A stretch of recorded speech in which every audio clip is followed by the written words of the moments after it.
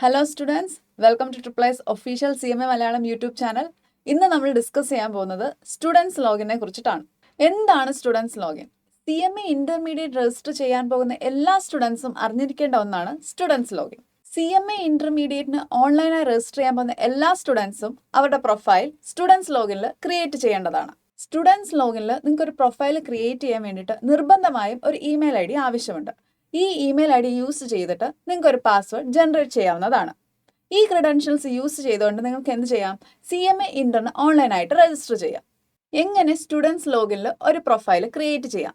അതിനു വേണ്ടിയിട്ട് ഗൂഗിളിൽ ICMAI സ്റ്റുഡൻസ് ലോഗിൻ എന്ന് ടൈപ്പ് ചെയ്യുമ്പോൾ നിങ്ങൾ വരുന്ന ഒരു വെബ് പേജാണ് ഈ കാണിച്ചിരിക്കുന്നത്.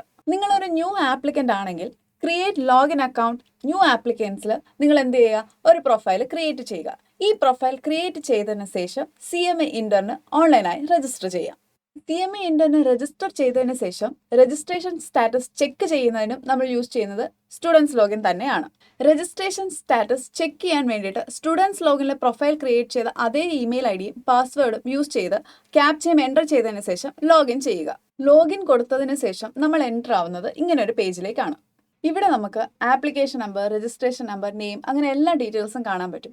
ഇനി നമ്മുടെ രജിസ്ട്രേഷൻ സ്റ്റാറ്റസ് എന്തായെന്ന് അറിയാൻ വേണ്ടിയിട്ട് നമുക്ക് ഓപ്ഷൻസ് ക്ലിക്ക് ചെയ്യാം. ഇവിടെ വ്യൂ സ്റ്റാറ്റസ് ചെക്ക് ചെയ്യുമ്പോൾ നമുക്ക് എന്ത് ചെയ്യാൻ പറ്റും? നമുക്ക് അവിടെ സ്റ്റാറ്റസ് പ്രോസസ്ഡ് ആണോ റിജക്റ്റഡ് ആണോ എന്നുള്ള കാര്യം നമുക്ക് മനസ്സിലാക്കാൻ പറ്റും.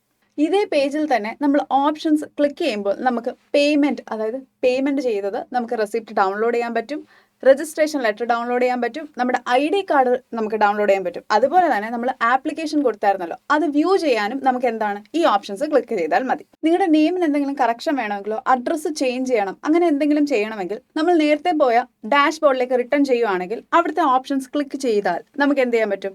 നമ്മുടെ സബ്ജക്റ്റിൻ്റെ exemption, address change, name change, ഇതെല്ലാം നമുക്ക് ചെയ്യാൻ പറ്റും. CMA ഇന്റർ സ്റ്റുഡൻസ് അറിഞ്ഞിരിക്കേണ്ട ബേസിക് ആയിട്ടുള്ള കാര്യങ്ങളാണ് ഇന്നത്തെ വീഡിയോയിൽ നമ്മൾ ഡിസ്കസ് ചെയ്തിരിക്കുന്നത്. എന്തെങ്കിലും ഡൗട്ട് ഉണ്ടെങ്കിൽ നിങ്ങൾ കമന്റ് ബോക്സിൽ ചോദിക്കാവുന്നതാണ്. സോ അടുത്ത വീഡിയോയിൽ കാണുന്നത് വരെ ബൈ.